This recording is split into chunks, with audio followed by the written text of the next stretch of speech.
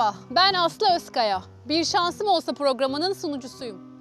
Geçmişte alınan kararların hissettirdiği pişmanlıklar ve omuzlarımızda biriken o büyük yük.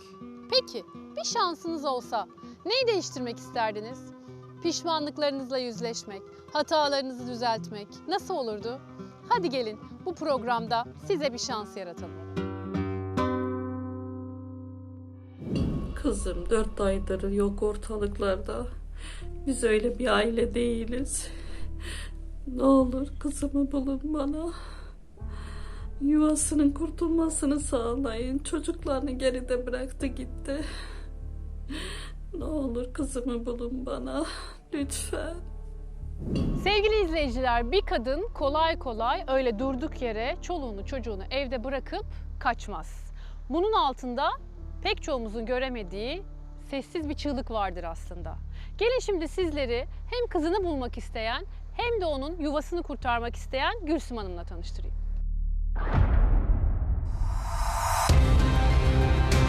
Eşim Sinem için buradayız.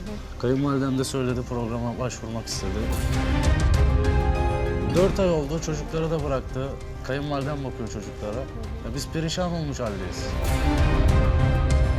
Bir anne kolay kolay iki çocuğunu habersizce bırakıp kaçar gibi gitmez herhalde. Bence hayatında birisi var. Anlamadım. Ben öyle düşünüyorum. Hayatında birisi var diye. Ben öyle düşünüyorum. Bakar mısınız yani? Sadece şunu sormak istiyorum. Siz kaçıyor musunuz? Hayır, kaçmıyorum. Sadece biraz uzaklaşmak istiyorum. Neyden uzaklaşmak istiyorsunuz? Eşimden. Açık konuşmak gerekirse bu hareketlerinden güvenmiyorum yani. Bir şeyler olduğunu düşünüyorum.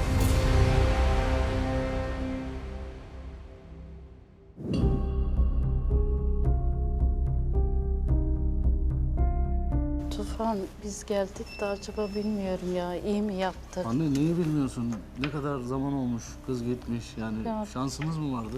İnşallah Mecbur buraya bulunur, başvuru yaptık. İnşallah. Çözüm bulacağız. Merak etme sen bu kadar stres yapma kendine ya. Niye bu kadar stres yapıyorsun? Ay inşallah Aslı Hanım bulur da biz de bu dertten bir kurtuluruz. Yükümüz çok ağır gerçekten de hiç. Yani Başvuralım iyi değilim, dedim. Bak iyi getirdim değilim. anne seni programa. Şimdi gelince aslanım hepsini konuşuruz. Anlatırız. Bize yardımcı olur. Zaten İnşallah. yardımcı olmazlarsa ben kendim arkadaşlarımı toplayıp İstanbul kazan ben kepçe bulacağım yani. İnşallah çözüm olur ya. Merhabalar. Merhabalar. Hadi Aslı. Hoş geldiniz. Hoş bulduk Aslı Hanım. Ne olur Sinem'imi bulun bana. 4 aydır yok. Çocuklar ortada kaldı, boyunları bükük. Her gün bana soruyorlar. Lütfen ne olur. Yani çevreden Aslı Hanım yardımcı olur dediler. Mutlaka bir sonuca ulaşırsınız dediler. Elimden ne geliyorsa yapacağım. Söz veriyorum size. Ben sizin İnşallah. biraz hikayenizi biliyorum. Ama izleyicilerimizin de duyması için programa neden başvurdunuz? Kimden bir şans istiyorsunuz? Aslı Hanım şöyle, eşim Sinem için buradayız. Kayınvalidem de söyledi programa başvurmak istedi. Ben de onu çözüm bulmak için buraya getirdim. İsminiz neydi? Tufan benim Tufan ismim. Bey. Evet, Sinem'in eşiyim. Sinem'in eşisiniz. Evet efendim, doğrudur. Yani 4 ay oldu, çocukları da bıraktı. Kayınvalidem bakıyor çocuklara.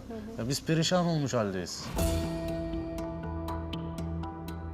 Tufan Bey kaç yıllık evlilik? 10 yıldır evliyiz, 10 iki yıldır çocuğum var. evlisiniz. 2 tane çocuğunuz Evet. var. 2 Biri tane torununuz var. Mehmet, biri Melek, bir kız bir oğlu var. Biri 10 Mehmet yaşında, ve biri Melek. 9 yaşında. 10 ve 9 yaşındalar peki. Nasıl oldu? Birdenbire bir sabah uyandınız. Sinem Hanım gitmiş miydi? Şöyle anlatayım ben. Yani çünkü 2 tane küçük çocuğu var. Bir anne kolay kolay 2 çocuğunu habersizce bırakıp kaçar gibi gitmez herhalde. Aslında ben size şöyle anlatayım. Ben bir sabah işe kalktım, işe gitmek için.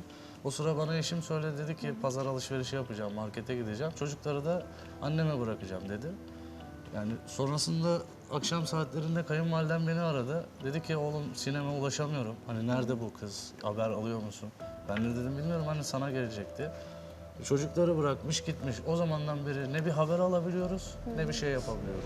Tam 4 ay geçti üstünden. Tam 4 ay geçti evet. Peki bu süreçte Sinem Hanım'ı bulmak için herhangi bir şey yaptınız mı? Yakın arkadaşlarını aradınız mı? Çalışıyor muydu?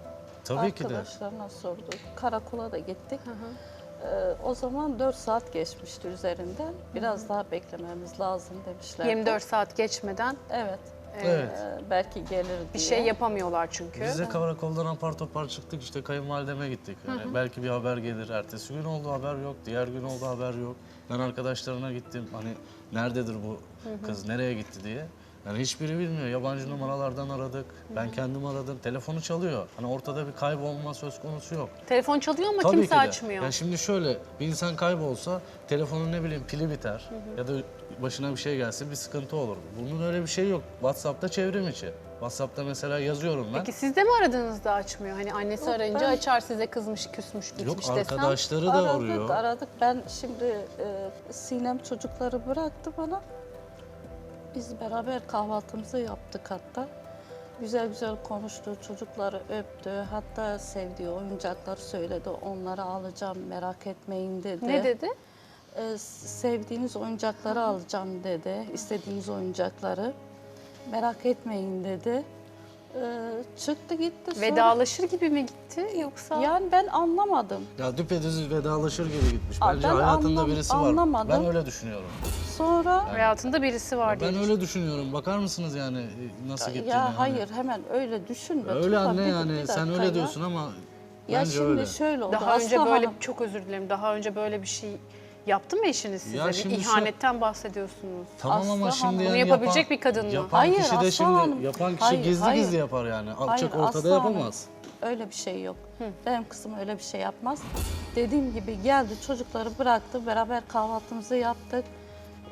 Giderken çocukları öptü, işte size sevdiğiniz oyuncakları alacağım dedi. Çıktı gitti, çocuklar durmayınca biraz mızmızlandılar. Ben de aradım, arka arkaya aradım, cevap vermeyince Tufan'ı aradım. Sonra o da geldi, işte beraber aramaya başladık. Ama öyle Tufan'ın dediği gibi yani kızım öyle bir namussuzluk yapmaz. Anne nasıl Öyle. olmaz? Daha önce de aynısını Öyle, yapmadı mı? Bir hafta öyle. gitmemiş miydi yani? Ya o Biliyorsun. zaman Tufan biliyorsun eşim o zaman vefat etmişti babası 5 yıl öncesinde. Bir dakika, Ama o daha zaman- önce de mi kaçtı Sinem Tabii Hanım? ki de bu sefer çocukları alıp gitmişti. Nereye Ama- gitti? Yani nereye Aslı gittiği Hanım, bana Aslı sonradan Hanım, haberim şöyle oldu. şimdi Tufan biraz şeye kaydırıyor da Bir yere kaydırdığım yok anne benim. şöyle oldu. Şimdi benim eşim vefat etti. Başınız o zaman, sağ olsun. Sağ olun. O zaman Sinem yine bunalımlara girmişti. Duvarlar üstüne üstüne geliyordu. Dedi ki anne ben çocukları da alayım dedi. Biraz onlara da değişiklik olur dedi. Ben Ama de biraz bunu kafamı bana dağıtırım bir gün dedi. sonra Tamam, bunu söylüyorlar. haber vererek yapmış Haber ama. verdi bana. Evet. Bana niye vermiyorlar? Ben Tamam, neyim anne? Başım ya. söyledik, Ama sana bana da bir gün sonra söyledik. söylüyorlar. Aslanım. Sonra çocukları alıp gitti. Nereye gittiğini biliyordunuz siz. Tabii arkadaşın yazlığına gitti. Bunalıp gitti. Bunaldı yani. Size o de zaman, söyledi bunu. Tabii söyledi. Haber verdi ve Evet. gitti. Bu kaçmak değil. Değil evet. Ben Şu de an onu farklı bir söyleyeyim. şeyden bahsediyoruz. Ama bana söylemedi. Şu an ama bir en azından anneye haber vermiş. Doğru mu? Şu anda bu kız habersizce evlatlarını da bırakarak, bakın orada çocuklarını alıp gidiyor bunu aldığı için. Şimdi bu bir sıkışma, bunalma, bir depresyon hali olsa yine aynı şeyi yapar gelip size. Size de haber vermiyor. Sizin telefonlarınızı da açmıyor. Hani burada farklı bir şey varmış gibi hissediyorum ben. Ya farklı bir şey ne olabilir ki Aslanım, yani? ben Gayet iyi, mutlaka yaşantımız da bir- iyi. Dert var başında öyle düşünüyorum. Çünkü öyle çocuklarını bırakıp gidecek bir kız Ha, değildi. bakın. Çocuklarına düşkündü. İyi huylu bir kızdı. Başında bir dert var diyorsunuz. Evet, Biri bir şey mi mutlaka yapmış? biri tehdit Kaçırmış ediyordur mıdır? ya bir yere kefil olmuştur ya bir şey olmuştur Hayır yani. öyle bir söz konusu olamaz. Bizim kimseye borcumuz yok. Ya kendi bir borç yaptıysa onu bilemem tabii ki Yok de. öyle borcu falan yoktu. Olsa bana söylerdi. Hiç konuşmadınız mı kızınızla telefonda? Ya telefonla konuşmadı. Tufan görüştü. Ne zaman? Ya şöyle ben şöyle anlatayım. Yani anlat hepsini anlat Aslı Hanım'a. Ya ben şöyle anlatayım. Ben aradım, arkadaşlarından aradım. Farklı numaralardan da aradık. Yani açmadı. Sadece konuştuğumda bana dedi ki ben eve gelmek istemiyorum. O mu sizi aradı? Evet, kaçtıktan bir hafta sonra... Kendi numarasından mı aradı? Hayır, farklı bir numaradan aradı. Hı hı. İşte ben burada zaten şüphelendim açıkçası. Neden? Yani farklı bir numaradan arıyor. O yüzden bana diyor ki işte ben artık gelmek istemiyorum. Benim rahatım iyi. Ben söyledim bak çocuğa dedim annem bakıyor. Ona göre çocuklar perişan oldu. Ya benim halime bakın ben bile perişan oldum. Hani o derece oldum. Söylüyorum.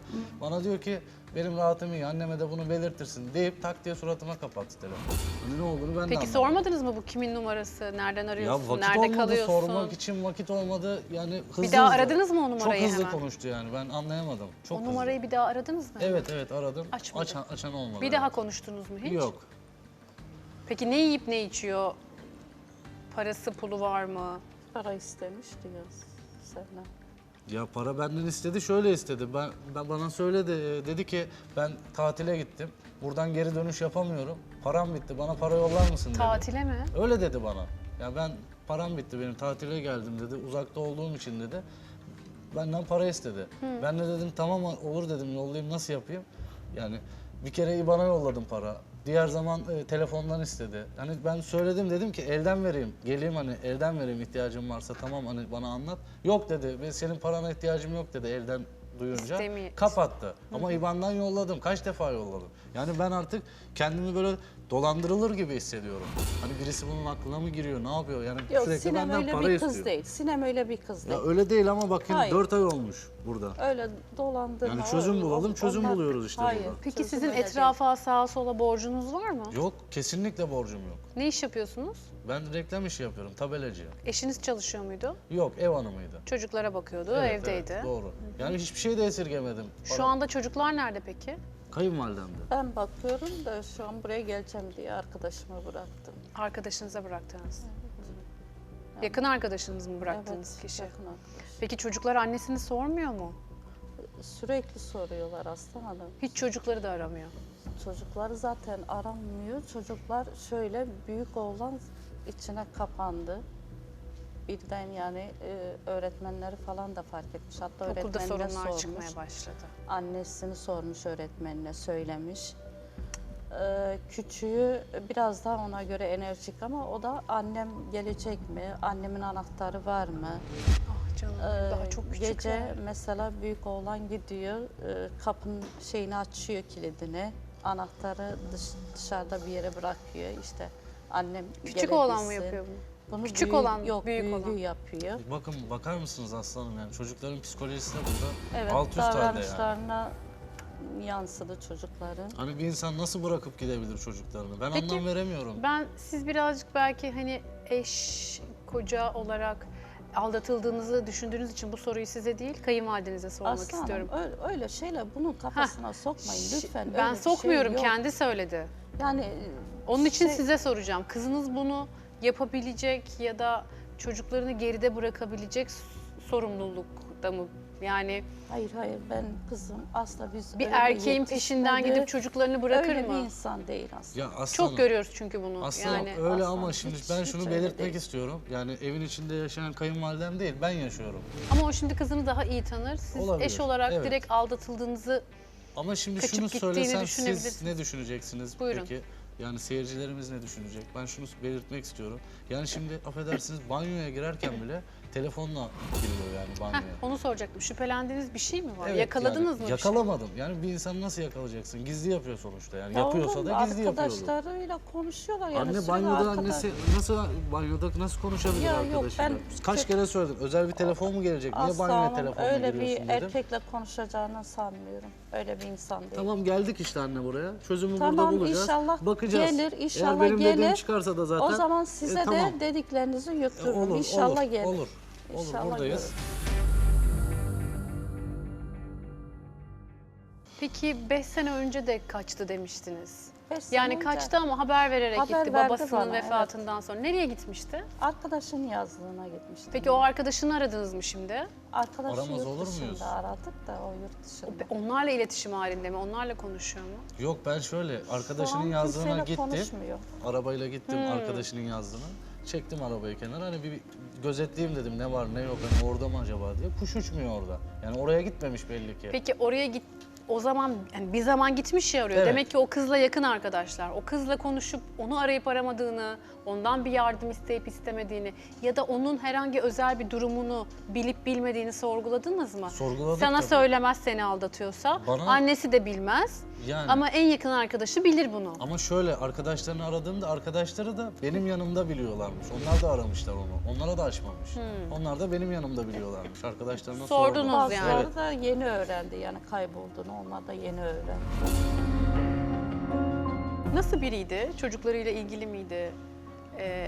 Hani eviyle ilgili miydi? Evet aslanım çok böyle ilgilenirdi. Onların eksiklerini Anne bak gidermeye çalışırdı. burada bunu da belirtmek istiyorum bak. Şimdi böyle diyorsun ama yani aslanım haftanın neredeyse 2 günü kayınvalideme gidip çocukları bırakıyordu. Pazara gidiyordu. Yani benim karım pazarcı değil ki pazara sürekli niye Ya pazara gidiyor? arkadaşlarla görüşüyordu aslanım. Yani birkaç arkadaşı Hayır var. anne onlarla şimdi tamam görüşüyordu öyle yani. diyorsun ama pazar günü bizim orada pazar yok ki. Bizim orada pazartesi günü pazar kuruluyor. Bu pazar günü gidiyor. Nereye hangi pazara gidiyor bu? Tamam ama arkadaşlarla görüşüyor yani. Siz öyle. çocukları anneanneye bırakıp eşinizin gizli kapaklı bir şeyler yaptığını mı ima ediyorsunuz? Yani sizce ben şu an yani bunu söylüyorum. Sizce yani seyirci de bunu anlayabilecek. Şimdi bir insan çocukları bırakıp pazar günü, pazartesi Yani kurulan illa pazara altında nasıl bir gidebilir? şey mi araman gerekiyor? Öyle tabii ki de. Pazarcı değil ki Siz benim eşim. eşinize güvenmiyor musunuz?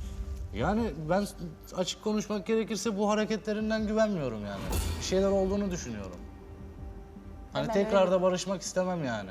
Hani şu an ben Tamam Tufan biz buraya bir şeyler çözmeye geldik Tamam, değil mi? çözüyoruz anne, benim Ama çözme sen yöntemim hemen bu. başka yere çekiyorsun. Tamam benim çözme yöntemim Boşanmaya götürüyorsun, mahkemeye bu. Ne yapayım? götürüyorsun. 4 aydır yok yani. 4 ay dile kolay. Ne yapayım yani? Tamam boşanmayayım o zaman 4 tamam, ayın bana bulalım bir öğrenelim sebebini söylemesi değil mi? lazım bana. 4 aydır Sebebini nerede? öğrenelim Yani önce. bunun bir kanıtı çıkarması lazım. Peki Tufan Bey hiç eşiniz için başına bir şey gelmiştir, dardadır, zordadır diye hiç düşündünüz mü? Öyle düşünmeme fırsat yok çünkü darda olsa, zorda olsa telefonu ne bileyim hani bir kayıp olsa, biri kaçırılmış gibi bir şey olsa telefonu kapalı olur. Pili biter, bir şey olur hani. Biz kendisini arıyoruz. Telefon çalıyor, yanıt vermiyor. Peki bir şeylerden kaçıyor olabilir mi? Neyden kaçabilir ki? İşte tam onu soracaktım. İlişkiniz, evliliğiniz nasıl gidiyordu? Yok gayet iyi gidiyor yani öyle şey yok. Ben Mutlu bir aile misiniz? tabii ki de yani ben eşime bağlı bir insanım. Sevgi üzerine kurulu bir yuvadan mı bahsediyoruz? Yani tabii ki de. Ama ne olduysa birden oldu ben anlayamadım yani. Peki çocuklarınız 9 ve 10 yaşında dediniz Evet. torunlarınız. Sinem Hanım kaç yaşında? 26. 27. 26 mı 27 mi? 20 yani şöyle yaşını evleneceği zaman amcam büyüttü yani. Mahkemeye verdi. O sırada şöyle söyleyeyim Aslı Hanım. Kaç şimdi yaşındaydı? 16 yaşında 16 falan olması gerekiyor. 16 yaşındaydı. Şöyle yani söyleme sahip biraz güzel bir kızdı. Akça pakça bir kızdı. Yani çok isteyen oldu. Telefonlar falan susmuyordu. Amcam da dedi işte bunun yaşı gelmiş. Bunu baş göz edelim. Ama Okumadı mı? o okuyordu o sırada. Sonra bu şey çıkınca Tufan'la görüşmüşler. Biz de ön ayak olduk. Yaşı da hemen mahkemeye verdi. Orada bir avukat demiş ki bunun hani diyeceksiniz ki işte biz geç kaldık kimliğini çıkartmak için. Hatamızı geri düzeltmek için başvuruyoruz. Biz 18 istedik aslında. Sonra bu kemik yaşı mı diyorlar, ne diyorlar işte oradan 17 anca oldu işte öyle. Bir yaş yaşını Evet. büyüttünüz kızınız. Evet. Erkenden evlilik yapsın diye. Evet. Aslında bir yandan da sorumluluğu, mesuliyeti, namusuyla ilgili kaygıları biz taşımayalım. Evlensin, yuvasını kursun, başka bir adam taşısın mı dediniz? Aslı Hanım öyle değil yani abartmayalım. Biz de hepimiz Ama 16 o yaşta yaşındaki- evlendik. Hepimiz Ama o bakın, yaşta evlendik. hayır bunu normalleştirmenize ben müsaade etmek istemiyorum. 16 yaşındaki bir kız çocuğunun yeri Ben de o yaşlarda evlendim. okuldur, eğitimdir. Annem de o yaşlarda evlendi. Benim büyük annem 14 yaşlarında evlenmişler. Şimdi ben sizin vesilenizle izleyicilerimizin de duymasını istiyorum. Bunu son zamanlarda çok duyar oldum. İnsanlar evlatlarının yaşlarını, kız çocuklarının yaşlarını erken evlilik yapsınlar diye büyütüyorlar. Bu aslında sizin küçümsediğiniz ve normalleştirdiğiniz kadar basit bir kimlik değişimi değil. Bu bir kız çocuğunun kaderinin değişimi.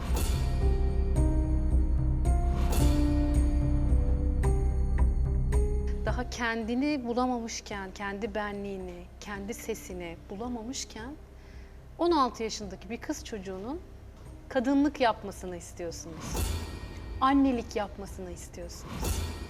Önce ayakları üstünde durması, meslek sahibi olması gerekir. Şu an kaç yaşındasınız? Ben 80 doğumluyum. 80 doğumlusunuz. Tufan, sen kaç yaşındasın? 30 yaşındayım. 30 yaşındasın. Sen kaç yaşındaydın evlendiğinde? Sen de küçük evlenmişsin. Evet, ben de 19 yaşında, 20 yaşında falan. Mesleğin var mıydı? Burada tabela işi yapıyordum. Yine aynı dükkanım vardı. Nasıl tanıştınız Sinem Hanım'la? Şöyle tanıştık, aileler tanıştırdı bizi. Sonra konuşmaya başladık. Anlaştığımızı anladık. Yani isteyerek, severek evlendik. Hani ailemiz de bize ön ayak oldu. Siz evlensin diye Sinem'i zorladınız mı kızınızı? Yok, seviyordu Tufan'ı. Biz de zaten hani amcan özellikle istiyordu evlendirsin. Tufan'ı da sevince evlendirdik. Yani Gelinliği kapının arkasında asılıydı yani aslında. yani Hayalleri sadece evlenmek üzerineydi anladığım kadarıyla. Evin içinde konuştuklarınız. Evet. Babanın bu kadar hani evliliğe kız çocuğunu itmesi. Değil mi? Okumaya yönlendirseydiniz, eğitime yönlendirseydiniz onun hayallerini kuruyor olacaktı aslında. Aslı Hanım işte biz de öyle görmediğimiz için biz de yani aynı şeyleri yani çocuğuna tat yaparsın da baht yapamazsın. Peki, ben de öyle öğrendim. Benim de bildiğim bu diyorsunuz. Kızıma da Evet. böyle yönlendirme yapabildim diyorsunuz. Peki torunlarla aranız nasıl? İyi yani onlar anneannesini sever, ben de onları severim. Dolu dolu zaman geçirmeye çalışıyorum ama ne kadar da olsa annenin yerini tutmaz hiçbir şey.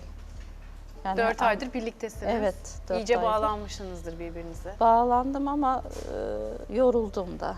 Yani onların her gün annelerini sormasına, her gün yani hangi cevabı vereceğimi şaşırdım.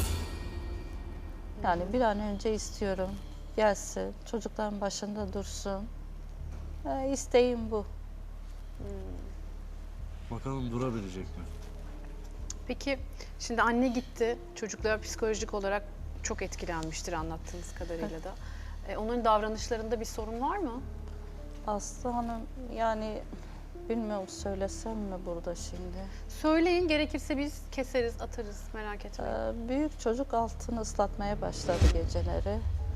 10 Okula yaşındaki. giderken görüyorum örtüyor, kat kat örtüyor kimse utanıyor. görmesin diye.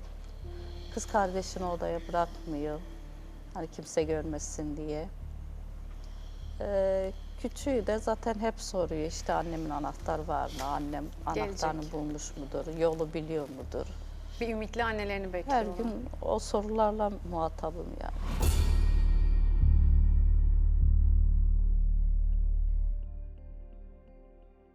Aslı Hanım, ben çocuklara bir yere kadar yetişebilirim. Yani bir yere kadar bakabilirim. Sinem gelseydi bir an önce çocuklarını alsaydı, yuvalarına götürseydi. Onlar da kendi düzenlerini arıyorlar. Herkes kendi düzeninde rahat olur. Yani inşallah. Sizin peki kendi düzeniniz nasıl? Tek başınıza mı yaşıyorsunuz? Evet yani eşim öldükten sonra tek başımayım. Ben de yani zaman zaman bunaldığım zamanlar olduğu için arkadaşlarımla görüşüyorum. Memlekete gidiyorum. Sosyal bir hayatınız var mı? Evet var. Bazen turlara katılıyoruz arkadaşlarımla. Peki çocuklar size geldikten beri Yok kesildi yani. görüşemiyorsunuz arkadaşlar. Görüşemiyoruz, evet. Konuşuyor musunuz telefonla? Telefonla görüşüyoruz da yani yüz yüze gibi değil tabii. Biraz kısıtlanma oldu tabii. Biraz kısıtlanma oldu hayatınızda. Evet. Arkadaşlarınız nereden? Okuldan mı? Mahalleden mi? Aslında. Okuldan. Mahalleden. Neler Yani yapıyorsunuz? yıllar sonra bulduk birbirimizi. Yıllar sonra. Evet. Eşinizin vefatından sonra herhalde daha Evet. sıkı fıkı oldunuz. Hatta bekar arkadaşlarım bile var daha yani evlenmemiş. Hiç evlenmemiş. Evet, Hiç 80 evlenmemiş. doğumlusunuz. Evet. Onlarla görüşüyoruz. Hayat hikayelerini anlatıyor. Ben de işte torunlarımı anca anlatıyorum yani şu anda. Nerelere Aslında- gidiyorsunuz? Ya turlar oluyor. İşte bazen Karadeniz turu oluyor. Bazen Doğu turu oluyor. Güzel geçiyor. Anne şimdi turlardan önce Sinem'i bulmamız lazım. Sinem bulabilecek miyiz? Yani ben ona göre bir Şimdi şeyler siz başvuru yapacağım. yaptığınızdan beri bizim ekip arkadaşlarımız tabii Sinem Hanım'la ilgili yoğun bir çalışma yaptılar. Bana hatta oradan Aleyna işaret ediyor. Yani inşallah Bir bunun... telefon numarasına ulaşmışlar. Hadi hayırlısı inşallah. bakalım. Ben inşallah. şimdi gidip kendisini arayacağım. Siz de beni şans masasında bekleyin. Tamam. Aslanım şöyle, hayatında birisi varsa eğer ki... Ya çünkü Tufan ikide bir öyle Bir söyleme saniye. ya. Düzgün konuş. Yeter hayatında artık. birisi varsa hiç buraya gelmesin Şimdi direkt... annesinin yanında böyle konuşmak haklı olarak kadıncağızı rahatsız ediyor. Ya olabilir ama beni de rahatsız ediyor. Ama Yani çocuklar tamam orada da Böyle bir perişan şey- bir olmuş. şey belli olmamış. Tufan Bey, ortada bir şey böyle bir yok. şey varsa Direkt adliyeye gitsin. direkt boşanırsınız, Direkt yani, olur direkt. biter. Başka bir şey yok. Bir bakalım. Umarım Tamam. altından başka bir şey çıkmaz. Bir şey çıkarsa da o zaman ben seninle görüşürüm. Hiçbir şey çıkmayacak. Bana Görüşürüz. müsaade. Ben gidip Tamam. kendisini arayacağım şimdi, tamam?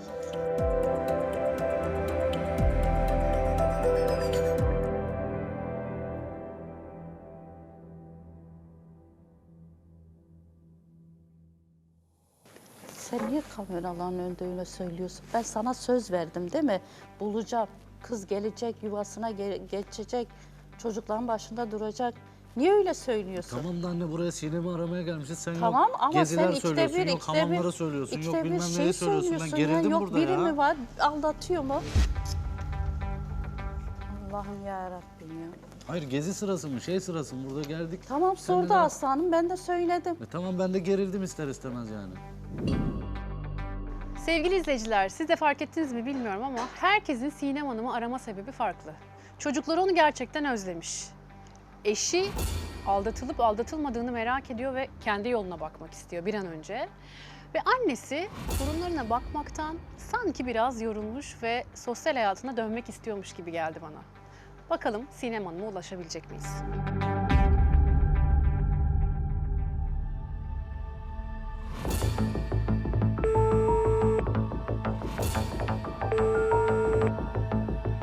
Alo, Alo, merhabalar. Buyurun. Merhabalar, Sinem Hanım'la mı görüşüyorum? evet benim. Ben kiminle görüşüyorum? Ben Star TV'den arıyorum. Bir Şansım Olsa programından. Numaramı nereden buldunuz? Numaranızı bulduk bir yerden. Bir şekilde bulduk. Ekip arkadaşlarımız buldular. Ama önemli olan şu ki sizin için bırakılmış bir paketimiz var. Programı biliyor musunuz?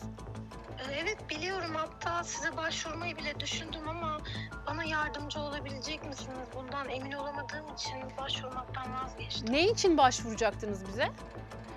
Artık bir anlamı kalmadı. Neyse, beni aradığınıza göre kim benimle görüşmek istiyor? Bunu şu anda söyleyemiyorum. Aracımıza inebilirsiniz eğer uygunsanız. Sizin için bırakılmış bir hediye var dediğim gibi az önce. Kasayı açıp bunu öğrenebilirsiniz. Arabaya inerim ama bir sorun var. Benim olduğum yeri kimseye söylemiyorsunuz değil mi? Hayır hayır, bütün bilgileriniz bizde saklı kalıyor. Siz istemezseniz bunu hiç kimseyle paylaşmayız, merak etmeyin. Ben merak ettim, neden böyle bir şey söylediniz? Yani kimsenin bilmesini istemiyorum nerede olduğunu. Peki kimse derken kimi kastediyorsunuz? Ben arabaya ineyim en azından kimin benimle görüşmek istediğini bir öğreneyim. Tamam, peki bekliyorum aracımıza inmenizi. Tamamdır.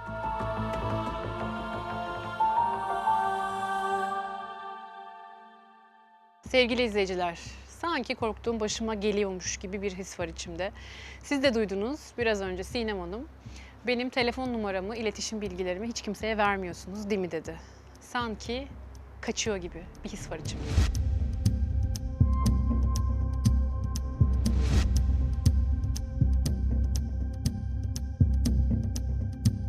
Sinem Hanım aracımıza inmiş. Yeniden arıyorum kendisini.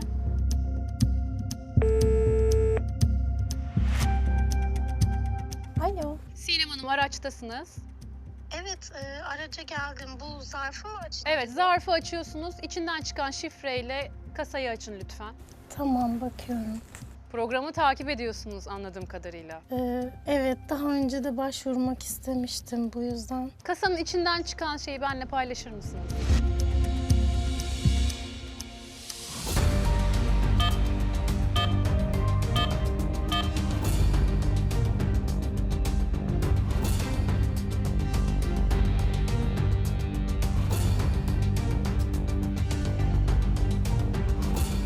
Çocuklarım mı başvurdu size? Yavrularım mı başvurdu? Ne çıktı kasadan? Çocuğumun kızı. Çocuğunuzun kazağı. Evet, çocuklarım mı başvurdu size? Bir şey mi oldu yoksa? Çocuklarınız başvurmadı ama yaklaştınız. Annem çocukları kapıya mı bıraktı yoksa? Ne oldu? Hayır, anneniz çocukları kapıya bırakmadı. Kim getirdi çocuklarımı buraya? Çocuklarınız burada değil, çocuklarınız başvurmadı. Başka kim başvurmuş olabilir? Annem başvurmuş olabilir. Evet, programa anneniz başvurdu. 4 aydır sizi arıyorlarmış. Eşim de mi orada yoksa? Şöyle, anneniz programa başvurdu ama eşiniz de burada. Ama siz görüşmek istemiyorsanız ben sizi onlarla bir araya getirmem. Evet, kesinlikle istemiyorum. Sadece şunu sormak istiyorum. Siz kaçıyor musunuz? Hayır, kaçmıyorum. Sadece biraz uzaklaşmak istiyorum. Artık dayanamadım. Neyden uzaklaşmak istiyorsunuz? Eşimden. Ama çocuklarınızı da bırakıp gitmişsiniz. Çocuklarımı kendime bir düzen kurduktan sonra yanıma alacağım. Şu an... Başka biri mi var hayatınızda Sinem Hanım? Hayır, kesinlikle yok. Nereden çıkarıyorsunuz bunu? Peki şöyle yapalım mı? Bunları telefonda konuşmayalım, yüz yüze konuşalım. Aracımız sizi buraya getirsin. Olur ama sizden bir şey rica edebilir miyim? Eşimle ve annemle kesinlikle karşılaşmak istemiyorum. Tamam, ben onlarla eğer istemezseniz sizi karşılaştırmayacağım. Tamamdır, teşekkür ederim. Geliyorum o zaman.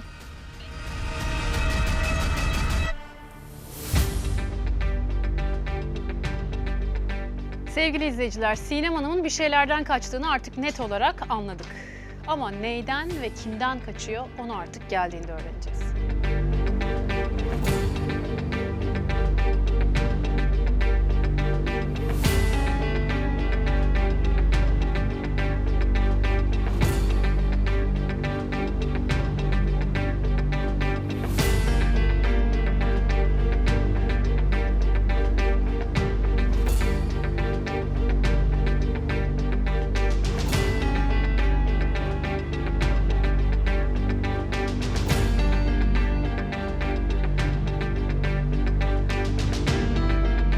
Merhabalar. Merhaba. Hoş Aslı geldin. Hanım, hoş buldum. Annem ve eşim burada değiller değil mi? Buradalar ama istemezsen onlarla seni Hayır, oturtmayacağım. asla görüşmek istemiyorum. Peki Sinem, neden çocuklarını bırakıp evden kaçtın? Ben evden kaçmadım. Gitmek zorunda kaldım. Neden? Yani benim bir evim yok. Tamam ama çocuklarını nasıl bıraktın? Çok küçükler. Çocuklarımı anneme bıraktım. Onun bakabileceğini düşündüm. Ben kendi hayatımı düzene sokana kadar. Daha sonra çocuklarımı yanıma alacağım. Bunu habersizce ve kaçar gibi neden yaptın?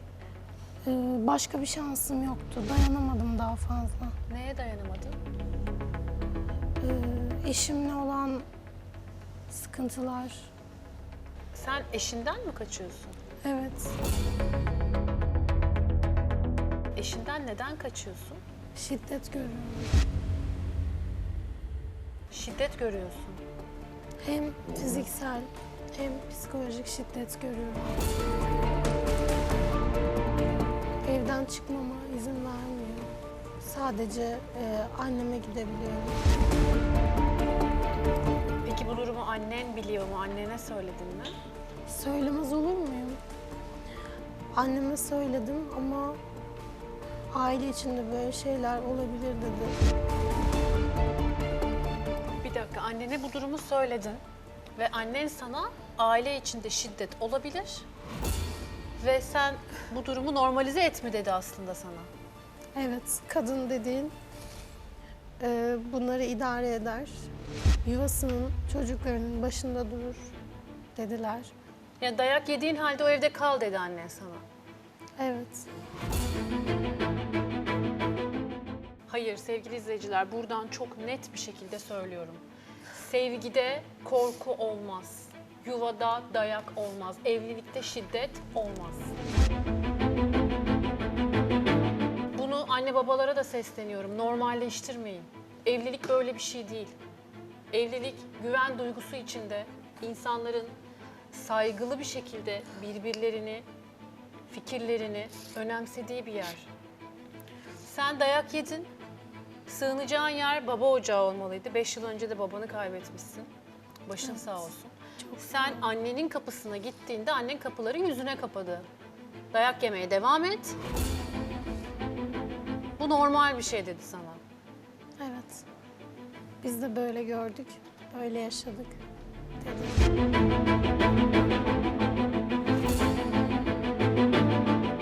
Peki sen şimdi çok ciddi bir şeyden bahsediyorsun. Dayak yediğini söylüyorsun. Şiddete Evet. uğradığını söylüyorsun.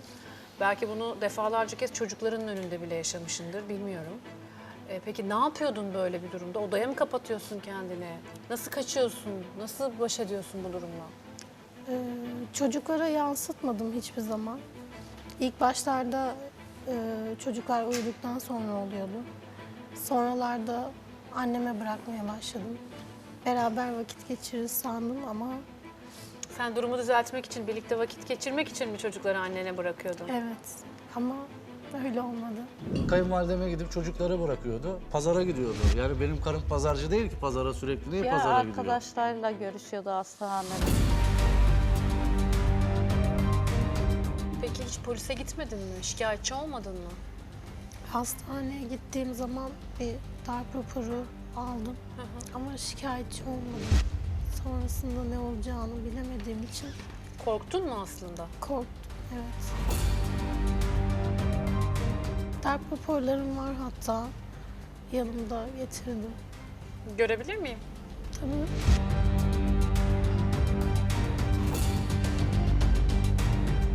Kaç tane darp raporun var senin? 12. Bu senin aslında gidip hastaneye aldıkların. Bir de belki de evliliğin boyunca hastaneye gitmediğin, şiddet görüp eve kapandığın durumlar da yaşadın, öyle mi? Evet. Şimdi tek tek bütün içeriğini okumayacağım tabii ki ama kemik kırıkları, Anneme düştüğümü söylemişti. annene düştüğünü söyledin. Göz çevresinde morluk, sol kolda sıyrık, alt dudakta hafif şişlik. Yine göz çevresinde morluk sevgili izleyiciler. İki kolda da yüzeysel sıyrıklar ve yırtıklar var. Yine kemik kırıkları. Annem bunları bildiği halde seni kaşının üstüne vurarak kaşını mı patlattı bu adam seni? Neler yaşamışsın sen? Hep içimde tuttum. Kimseye anlatamadım. Anlamadı kimse.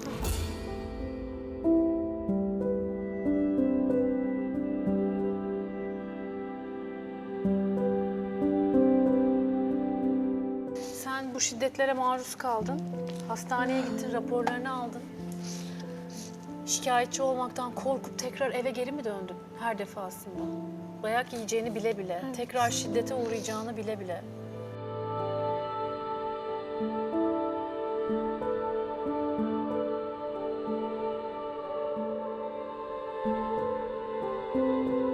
Bir keresinde anneme olay olduğunu söyledim. Çocukların başında dur dedi.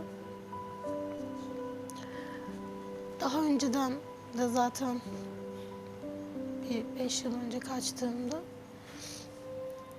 eşim, yani annem yerimi buldu önce. Arkadaşlarıma, çevreye sorarak. Daha sonra sanırım eşime söylemiş. eşim geldi.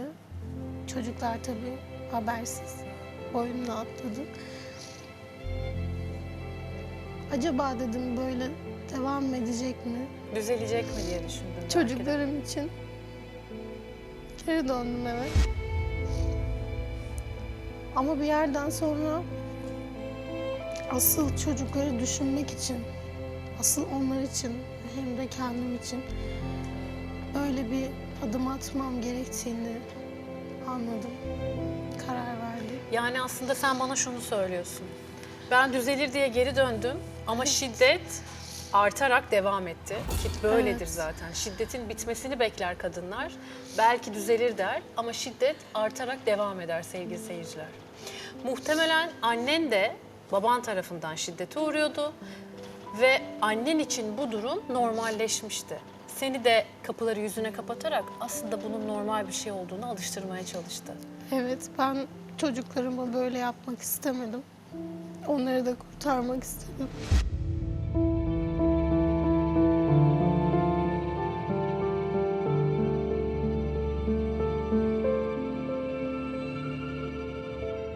Şimdi ne yapacaksın? Kendime bir iş bulacağım.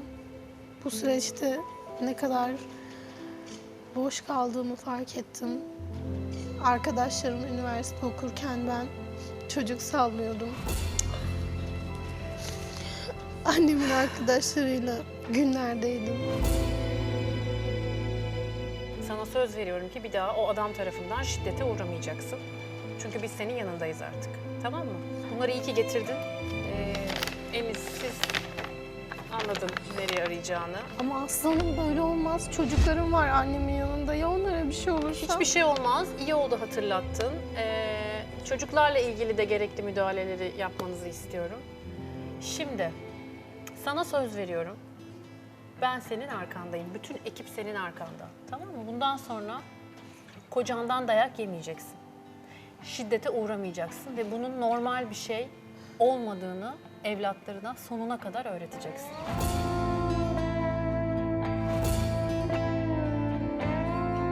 Sen bu süreçte kaçtın, gittin, 4 aydır da yoksun. Çok uzun bir zaman. Kimin yanında kaldın, nerede kaldın? Liseden bir arkadaşım vardı. Kendisi yurt dışına taşındı. Tabii okulunu okudu. Burada evi var. Boş bir ev. Oraya geçtim. Oradayım Kız şu an. arkadaşın mı? Tabii ki. Tabii ki Çünkü kız neden bunu arkadaşım. soruyorum? Biliyorum böyle bir şey yapmayacağını ama eşin o kadar çok görüşme sırasında telefonunu alıp kaçırıyordu. Tuvalete bile giderken yanında telefonu vardı. Ondan sonra bence beni aldatıyordu diye o kadar çok söyledi ki şimdi nerede kalıyordun diye kız mıydı erkek miydi diye o yüzden soruyorum. Yani şimdi affedersiniz banyoya girerken bile telefonla giriyor yani Heh, banyoya. onu soracaktım. Şüphelendiğiniz bir şey mi var? Evet, Yakaladınız yani mı bir şey? Yakalamadım. Yani bir insanı nasıl yakalayacaksın? Gizli yapıyor sonuçta yani. Ya Yapıyorsa oğlum, da gizli yapıyordu. arkadaşlarıyla konuşuyorlar yani. Anne sürekli banyoda arkadaş- nasıl konuşabilir Ya yok, arkadaşıyla? ben Kaç çok- kere söyledim. Özel bir telefon mu gelecek? Niye Asla banyoya ama telefonla öyle bir giriyorsun dedim. erkekle konuşacağını sanmıyorum. Telefonun içinde Kades uygulaması indirmiştim.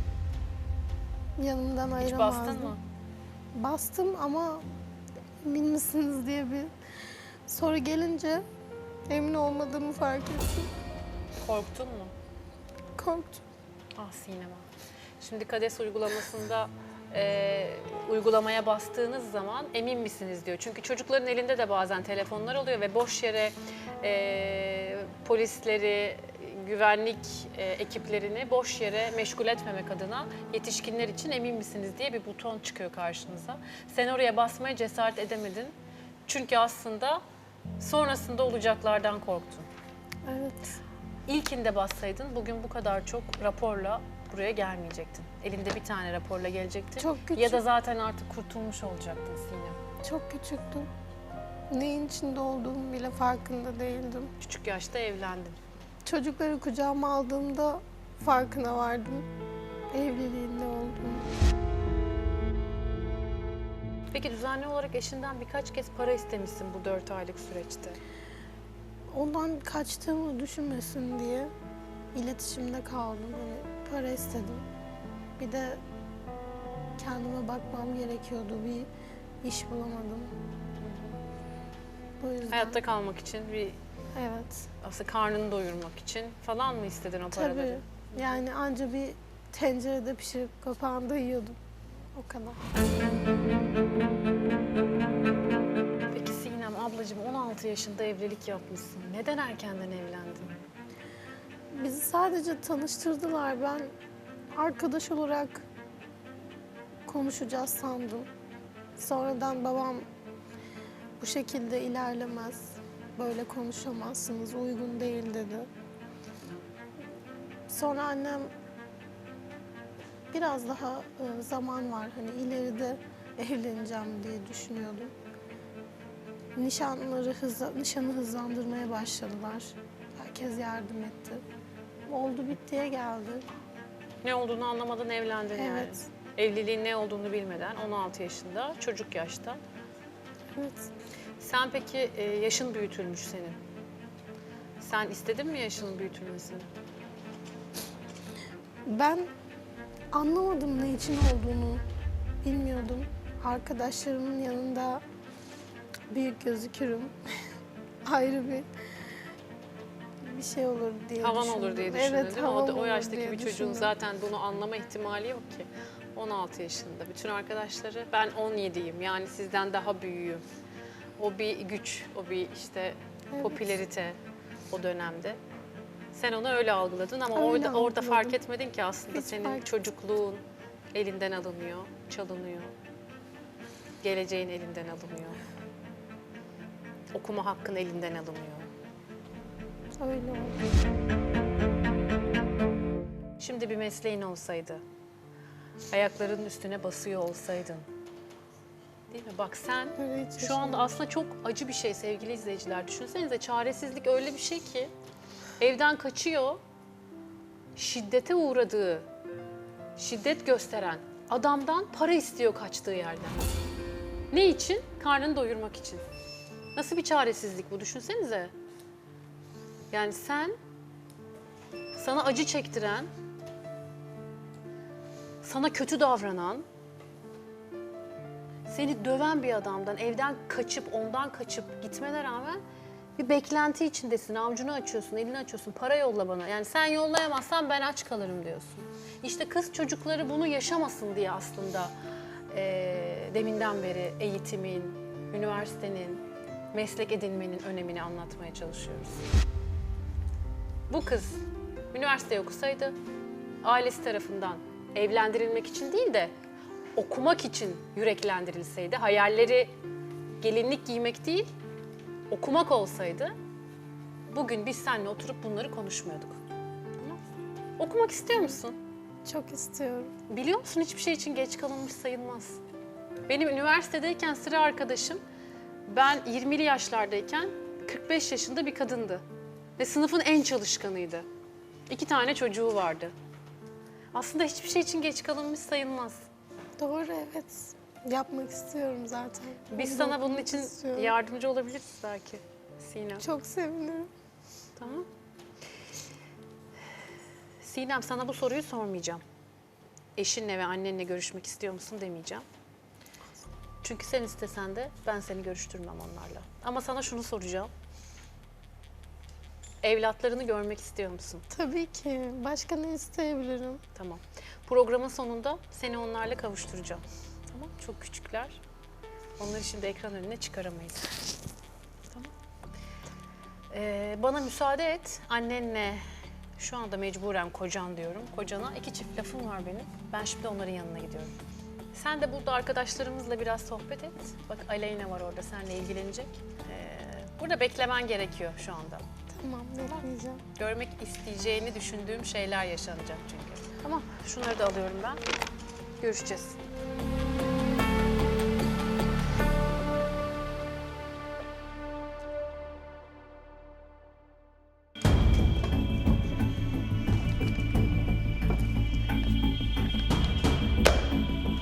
Evet, Aslan. meraklı gözlerle bakıyorsunuz gözüme. Siz bir anne olarak, siz bir eş olarak. Siz içinizden diyorsunuz ki acaba aldatılıyor muyum? Ne dedi, ne Dönecek konuştunuz? mi? Aslanım. Dönecek Dönsün mü? yuvası. Var değil mi hayatında birisi? Kızınız bu adamın evine dönsün mü gerçekten? Bir anne olarak soruyorum size. Ya evlerinde bir şey yoktu ki. Abartılacak bir şey yok. Kızım abartmıştır gerçekten. Neyi abartmıştır? Gül gibi evliliği vardı. Gül gibi evliliği.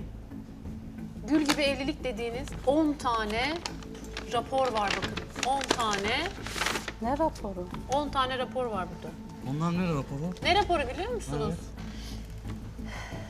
Sizin şiddete uğrattığınız kadının darp raporları Kesinlikle bunlar. öyle bir şey yok. Yapay zekadır o. Öyle bir şey yok. Kesinlikle Ne yok. şiddeti? Evet anne yok öyle bir şey. Birisi onun aklına Ha, girmiş. bir dakika sizin inkar etmenizi anlayabiliyorum da bu kız sizin kapınıza gelmiş. Ben şiddete uğruyorum, dayak yiyorum. Gel beni kurtar demiş. Siz de ondan sonra çıkıp bana burada Öyle şeyler siz beni söylemedi. kandırsanız ne olacak ki? Siz Hayır. kendinizi kandırıyorsunuz şu anda Evlilikte bir anne olarak. hep tartışmalar olur aslanım. Yok anne Ya. aklına biri girdi. Var hayatında birisi. Ben söylüyorum sen Ya sen inanmıyorsun de bana. Ama öyle bak görüyorsun söyleme, bak hayır. düzenbaz bir şeyler yapmışlar yani. Bunlar nedir? Yapay zekada yapılan bir şey. Yani bunların asıl şeyi yok ki. Öyle bir şey olsaydı zaten bu zamana kadar sen de öğrenirdin. Yapay zeka. Ha? Hepsinin Öyle tabii ki de. tarihiyle, Ya saatiyle, kızın neresine zarar verdiyseniz hepsi bir bir burada yazıyor. Oluyor Bana öyle düştüm şeyler, demişti. yapıyorlar. Ne Bir oluyor? kere. Siz bunu normalize mi ediyorsunuz benim karşıma geçmiş? Yani bunlar Ha? sahte Ne bence. oluyor? Bunlar sahte bence. Siz bunun sahte olmadığını çok iyi biliyorsunuz. Kesinlikle ben katılmıyorum böyle bir şeye. Siz bu kız tuvalete gidiyor dediniz. Hani siz bu kıza şiddet uyguladınız ya gözünü morarttınız. Kolunu bacağını kırdınız. Gördün mü? Ondan Bana düştüm demişti. Bana düştüm dedi. Siz de inandınız mı düştüm deyince? Ha? Bir insanın gözü morken nasıl düşer ya? Bir insan annesinin kapısına gelip ben dayak yiyorum kurtar beni dediğinde bir anne ona kapısını nasıl kapatır? Yok ben bunlara cevap vermek istemiyorum. Ben kalkmak istiyorum. Hayır kalkamazsınız hiçbir yere. Yok, kesinlikle. Oturacaksınız. Ben ne zaman dersem siz o zaman kalkacaksınız. Hı? Bu kız tuvalete kendini kapatıyor. Siz dayak atıyorsunuz bu kıza, şiddet uyguluyorsunuz bu kıza. Kadese basmak için, polisleri çağırmak için tuvalete kendini kapatıyor. Siz benim karşıma geçmiş, evden kaçtı, hayatında başka biri var deyip bu kızın namusuna, iffetine laf söylüyorsunuz. Ya ben her söyletir evlilikte miyim? olabilir, tartışmalar olabilir. Bunları Bu tartışma büyütmenize değil, gerek bu yok bence. anlaşmazlık değil. Yani. Bu düpedüz şiddet. Biz kadınlar artık her gün sokakta hemcinslerimizin katledilmesine dayanamıyoruz. Ben bu haberleri duymak istemiyorum. Biz bugün aslında bu programda bir zihniyeti konuşuyoruz. Ne mutlu ki devletimiz bu çağrılara, yardım çağrılarına anında cevap veriyor. Tıpkı şimdi olduğu gibi. Anne bir şey söylesene Buyurun. biz. Buyurun memur bey. Ne oluyor? Tufan Bey'i kadına şiddetten dolayı merkeze götürüp... Hayır öyle bir şey yok ya. Öyle bir şey yok. Anne bir şey desene sen de geldik buraya. Ya ne oldu aslanım? Ya ne ifadesi vereceğim? Bunların hepsi sahte ya. Gerçekten sahte. Aslanım ne olacak şimdi? Şimdi ne olacak biliyor musunuz? Siz arkadaşlarınızla gezilerinize rahat rahat gideceksiniz. Çünkü torunlarınız birazdan sosyal hizmetler tarafından alınacak ve anneleriyle buluşturulacak. Oradaki psikologlar eşliğinde. Tamam? Ben de sizi vicdanınızla baş başa bırakıyorum. Bir anne olarak. Eğer çığlığınızın sesi duyulmuyorsa bağırdığınız yönü değiştirin. Ve siz de bir şansım olsa diyorsanız bizim programımıza başvurun efendim. Hoşça kalın.